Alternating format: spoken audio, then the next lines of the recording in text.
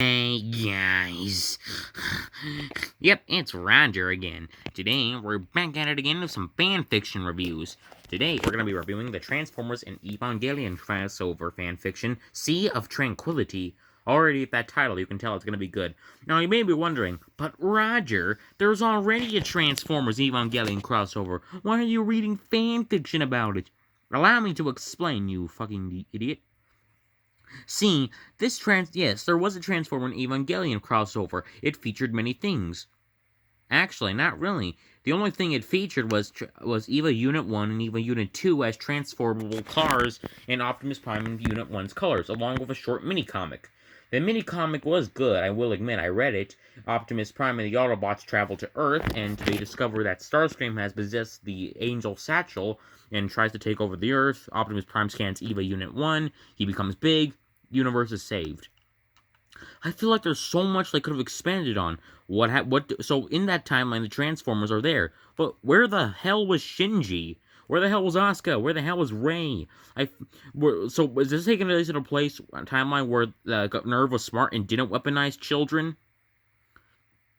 Seriously. Also, what about the third impact? You know, the whole thing about Evangelion? What about the Instrumentality Project? What about the AT fields? Seriously? Nothing? I just feel like there's so much this crossover could have done.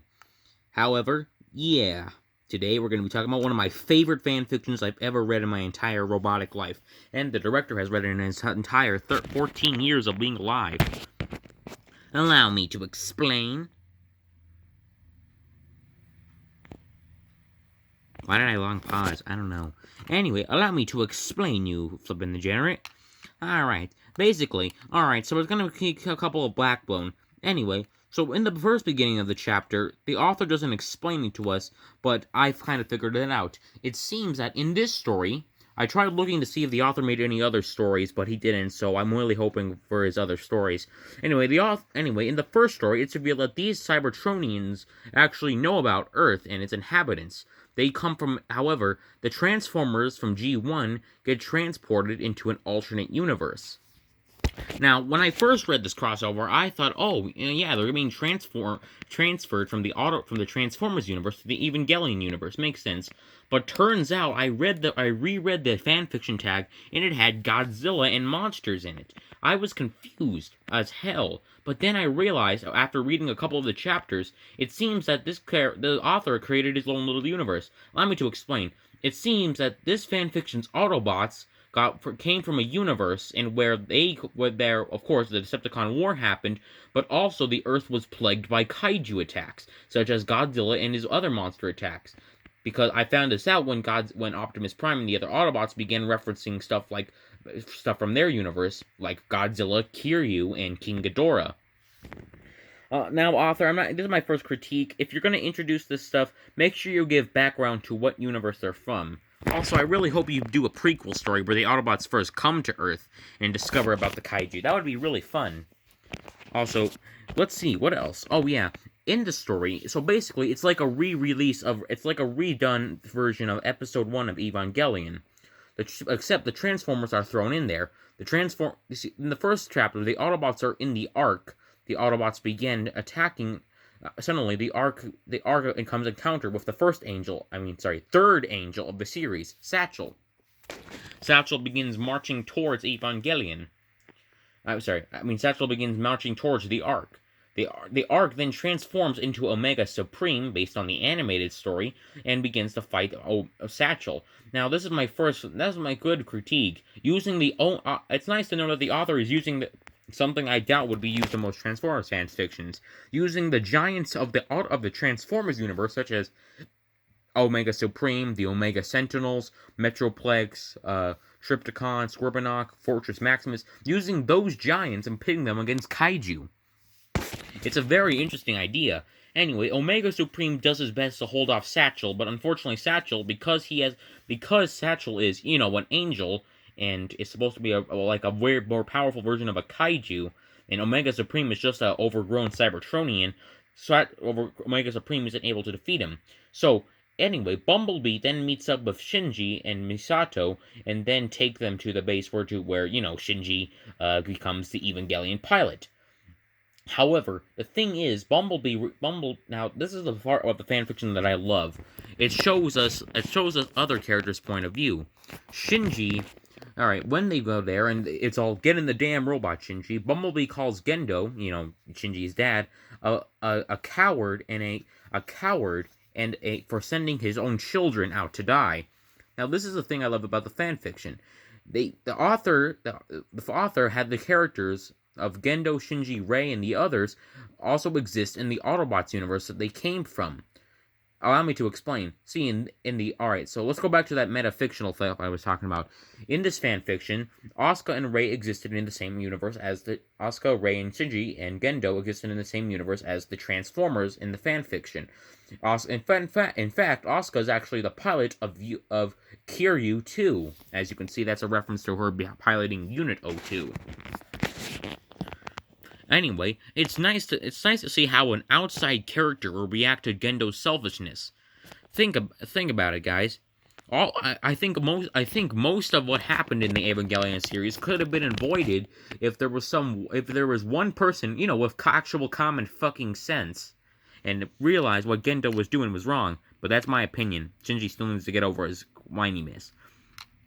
Anyway, Bumblebee accidentally reveals that Rei is his sister because he knows this because, alternate universe stuff. Anyway, then a reference to the original Transformers Evangelion crossover, Starscream possesses the soul of Satchel and becomes Super Angel Starscream. Omega Supreme does his best, Optimus Prime scans EVA Unit 1, and something that the crossover does different is that this time, Bumblebee reveals that Bumblebee and Shinji figure out that early on that Shinji's mother is actually in EVA Unit 1 as her soul. Because in this fanfiction, Shinji finds out that his mother is trapped in EVA Unit 1's body early on, it causes Shinji the man to fuck up and start fighting. So we get a beautiful action sequence with Omega Supreme, gigantic Optimus Prime, and EVA Unit 1 fighting Starscream Satchel. The Angel Starscream unfortunately gets yeeted and blows up, which is amazing. The Autobots then explain that they come from a universe where they confirm it. They come from a universe and where there's multiple alien species and that there's giant monsters attacking Earth. The Autobots have formed alliances with humans and these other alien species to fight the giant monsters. It's a pretty cool fanfiction. One of my other nitpicks, though, is that, unfortunately, it's kind of author, if you watch this, which I doubt you actually do, because who would even watch my videos at this point? Author, if you're gonna make stuff like this, make sure you put he said or she said or he said this and said that. I know it gets annoying at times, but it's really helpful to make sure to know which characters talk. But I don't really have room to talk about that since the director, doesn't do that either. Yes, I know, it's kind of hard to tell who talks, and we're still trying to work on the background music. Calm down, guys. Anyway. Sorry, my cameraman needed some water. Anyway, then what happens? Oh, yes. Basically, it's the rest of the Evangelion episodes with the Autobots shoehorned in there, but they make perfect sense. Omega Supreme helps Shinji fight the Angels, and other stuff happens. The Autobots explain to Shinji about the other life in the alternate universe. And this is where the fanfiction got a little weird for me, but it made sense later on. So, guess this. I've also misread the tag. Turns out My Little Pony is in this. Yes, My Little Pony. However, before you click away and say, "Oh, he's a brony," let me explain. My Little Pony is in this, however, not in the way you think. Remember when I said that the Autobots explained that they're from a universe and where multiple alien species and teamed up with the Autobots and the humans to help fight the kaiju? Well, this is an example. Instead of Princess Twilight Sparkle is in this. And instead of making her a pony from another universe, she exists in the same universe as I just said previously. Except she is not a pony, she is a humanoid creature. She resembles She is a human. She resembles a stereotypical Japanese magic girl. If you know what that is, you're a pro. That's what I love about the author. He doesn't make it weird. He tries to make sense of things. Just like how the director of this show, for example, there's many. It's kind of hard to shoehorn many things in there. How do you shoehorn the My Little Pony lore into this huge storyline? Easy. You change it up a little bit by making the My Little Pony characters human. Similar to how the director of Dino Tales made the Skylanders various alien species and other magical creatures instead of keeping their origin, which is a brilliant tactic, but it can piss off a lot of fans. Anyway, what else is there? Oh yeah, Princess Twilight of Sparkle explains of a plot, and meanwhile, turns out this story takes place after the events of Transformers the movie, except in this story, Optimus didn't die. So apparently, after Megatron became Galvatron, and Skywarp and Thundercrapper became Cyclonus and Scourge. I don't know what happened to Bombshell nor the other Insecticons. I hope they're in this story. Author, please make the Insecticons survive somehow. But in this continuity, after Galvatron successfully killed Starscream, Shockwave, being the traitor that he is, ordered that he and the Constructicons, I think, shot and killed Galvatron and Cyclonus and Scourge, because the author was keeping Shockwave's original G1 self, and where Shockwave saw himself as the leader because it was only logical. Which is a brilliant tactic, by the way. I really love how the director is referencing all this stuff from multiple sides. Anyway, Megatron somehow got to the other dimension, where they use human disguises, like pretenders. Megatron finds Starscream, and he explains to Starscream about a great threat coming. So Starscream, Soundwave, who was also there, I don't know how he died, but I think that will be explained, Skywarp and Thundercracker, along joining the way Barricade, Grinder, and Blackout, all meet up there and begin a plan to stop Seal. If you don't know, Seal was the evil organization who initiated the third impact in the end of Evangelion movie, which we seen and we cried the heck out of because, what the fuck? Anyway, so then the story takes a bunch of twists and turns. Twists and turns. A lot of stuff happens in the story. Fairy Mothra, if you don't know, that's a version of Mothra from the Rebirth of Mothra films, appears in the story after she comes of Princess Equestria or something, along with Spike, the dragon sidekick of My Little Pony, except he gets transformed into okay, so imagine a purple and green Godzilla 2000. That's what he turns into now. In the midway through the story, it's like the older Evangelion episodes, except that these characters actually help out. For example, in the chapter where Raimel, the diamond guy, shows up, Omega Supreme is the one who gets charged up. But then Princess Equestria, I don't know if it was Equestria or Twilight Sparkles at this point, I forgot. Princess Equestria, or the pony guy, or the pony character, I'm going to refer to it as the Magical Girl. The Magical Girl helped charge up the beam and kills Raimel without any much damage, without much hesitation. Many things happen in this, and anyway, for the start of the series, it starts like the way that, the normal Evangelion episodes played out. Asuka is introduced, except in that episode where in the chapter where Asuka was introduced, in the Evangelion episode where that angel was supposed to show the first appearance of Unit 02, this is where the changes start to happen. The bigger changes. In the original Evangelion episode where Asuka is introduced, an angel appears, and Unit 02 had to stop it. However, in this fanfiction, in this chapter, before Unit 02 can even fight the angel, it explodes because Shin Godzilla, that's right, the Shin Godzilla, kills it with ease. I think Shin Godzilla being in this fanfiction is a reference to how Hideaki Anno, the creator of Evangelion, directed Shin Godzilla, which is still considered the scariest Godzilla film, along with the 1954 one. Anywho, so this is where the major change, and then there's a bunch of other major changes. Turns out Jet Alone, the other robot that was made to be an alternative to Nerve's Evangelion series, Jet Alone was stopped before it was discovered to be sabotaged before it can be activated. So that's where another difference. Also, they got a character, I forgot who it was, but they got the character from, this obscure Evangelion character from the video game Evangelion Girlfriend of Steel. I am not making that up. That is a real game that exists. Go look it up. And I really love how the author uses such an obscure character and makes him and uses her, and has her do an important role by piloting. All right, I need to get my words straight. I love how the author uses an obscure character and uses her in a big role, piloting the robot that was made just as a joke. Jet Alone was just made to be a joke in that episode, but they actually made Jet Alone actually useful in this episode. I really, author, if you're watching this, I really, really hope that you put other obscure Evangelion characters in it, such as that other pilot of that other Evangelion from that other video game, or the girl who was supposed to pilot something called the Neptune, the Poseidon, I think.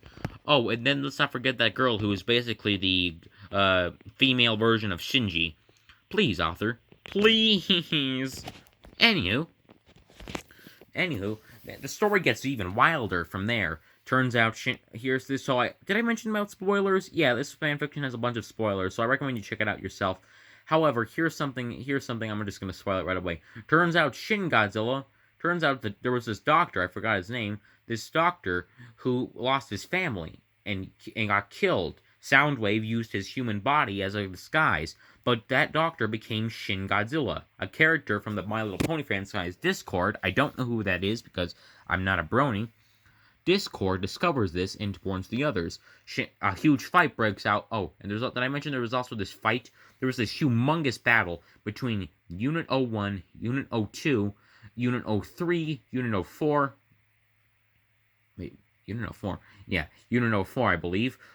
Gigantic Optimus Prime, Omega Supreme, Fairy Mothra, and Spike. Yep, all those people versus Shin Godzilla. That's how powerful powerful Shin Godzilla was. Mainly because in this fanfiction, much reference to the actual Shin Godzilla movie, every time Shin Godzilla got his body parts blown off, it would just regrow into a new Godzilla, which was genius. Yeah, and also, yes, you can tell it took I think approximately, I don't know, I gotta count it, hold on. Yeah, that's right, it takes 8 giant monsters and robots to fight one Godzilla. That's how powerful Godzilla is in this fanfiction. And I believe if this fanfiction was actually official, it would take 8, possibly even 10 monsters to take on Shin Godzilla, considering how powerful he is. For Pete's sake, the reason the humans barely defeated Godzilla in the first Shin Godzilla film was because they had a splinter of a chance to do it. And they still, even with giant robots and monsters, Shin Godzilla is still powerful. Anyway, then King Ghidorah shows up out of nowhere, and I love how Optimus Prime uses this obscure fact. King Ghidorah destroys planets for fun. This is another good tie-in to the universe that Optimus Prime explains. Remember how I said that Optimus Prime, in this fanfiction, the Autobots come from a universe with various alien species. So of course, a gigantic dragon going around to various alien worlds and destroying their civilizations for fun would be something the Autobots would be concerned about. And I really love how Optimus Prime even fears Ghidorah, and all the Autobots fear King Ghidorah as he appears. Anyway, Shin Godzilla, and throughout the fight, Optimus Prime powers up Shin Godzilla again, and then all 9 monsters and robots take down King Ghidorah. But things are still to come. Oh, did I mention Karu, Shinji's gay love interest? Well, one of his love interests, who was also gay. You know, the subject of the "I like you, I love you" controversy. Anyway, Karu was introduced way earlier into this chapter, and he's actually made an EVA pilot like he was supposed to be in the original episode, which is something I like. I already dread the chapter, if it goes on for that long, where Karu is revealed to be an angel. I really want to see how the Autobots help Shinji get over the fact that Shinji needs to kill Karu. Or maybe in the chapter, because the author diverged a lot of things from the other Evangelion episodes, Karu, Karu's spared or something. Anyway, let's go a little deeper into the fan fiction. Discord is revealed to be a reality bender. Blah blah blah. Gendo's held at gunpoint, and the Decepticons are revealed to actually be trying to save the world in a way, but I don't really know. They're trying to stop the third impact and seal. That's what I believe is happening. Anywho, let's see what else happens in this fanfiction. Oh yeah, Toji, the Toji, Shinji's best friend, who was supposed to be made the fourth Evangelion pilot, but in the original episode in which that happened, that Evangelion was revealed to be an angel because some fucking idiot put an angel liver in it, I believe. But in this fanfiction, that didn't happen. Yes, the Eva still went insane, but Discord transferred it to another universe. And I believe that we're going to get a spin-off series about that. Also, Shinji's nerdy friend is there, and I think he's going to be made an Evangelion pilot, but because the dialogue is so, as it doesn't say who's who, I'm kind of confused a little bit. But that's only my only nitpick. Anyway, where does this story leave off? So basically, in the final chapters of this story, a bunch of Evangelion angels are attacking all at the same time. There's 4 angels attacking, the one that splits into 2 pieces, the spider one that drips acid, the one that was barely an egg, and the other one that was bombarding them from orbit. And also, guys, forgive me, I do not know what their names are. I did not study for this. Basically, and then the biggest part happens. Megatron did it. Megatron and the Decepticons successfully somehow awakened Godzilla Earth, the largest Godzilla to date, 300 meters tall. That you heard me correctly. Megatron actually went through with it and did it. The monster. Anyway, and this Godzilla Earth is worse than the actual Godzilla Earth from the anime, because in this one, Godzilla Earth is sentient, as he sees when he discovers the embryo angel. He says in his mind that he's sorry for doing this, but he says he must, and he kills the angel before it can even hatch, which is impressive, which is kind of dark. I mean, I understand it's an angel, but he killed it he killed it, knowing that Godzilla Earth killed it, knowing that it hadn't even been born yet, that it was before a baby. And Godzilla Earth still did it because he needed to feed himself. And Godzilla Earth is a villain with no remorse. And the worst part is, things are to come. I think the author updates this story like every once a week or so. But anyway, I got more things to come. Anyway, in the story, Grand King Ghidorah is revealed. And no, not that Grand King Ghidorah from the Rebirth of Mothra trilogy. No. The Grand King Ghidorah, as in the Ghidorah from the Godzilla anime trilogy. The one that's made of gigantic lightning. The one that abandoned its old form and became electricity. That King Ghidorah. One of the most dangerous and possibly largest Godzilla monster in the franchise. That's right, and that's where the fanfiction leaves off. And that's my review. I really want to see the author expand on this universe. Also, he's making a Transformers and Gundam series. I don't know if that's going to be a separate universe, but I really hope it isn't, because I would like to see the Gundams fight alongside the Evas in this story. Author, if you watch my videos, there are some other kaiju I would like to see in this story, or some prequel stories, such as maybe Gamera, Ultraman, Kamen Rider, and Polaroid. No, wait, not Polaroid. What the heck? Pat Labor kaiju can be in this. Not to mention, there's kaiju from Colossal Kaiju Combat. Each of kaiju from Colossal Kaiju Combat has unique stories and their own origins, which is something that could be tied into this gigantic universe. Well, that's my review. Thank you guys for watching. Also, Dino Tales wants to know this: should he make a video about the background lore of Dino Tales? Because there's a lot of lore that the director wants to fit into the series, but doesn't have enough time to fit it into the series. So should he make a new series called The History of Dino Tales? Tell us in the comments below. Bye bye.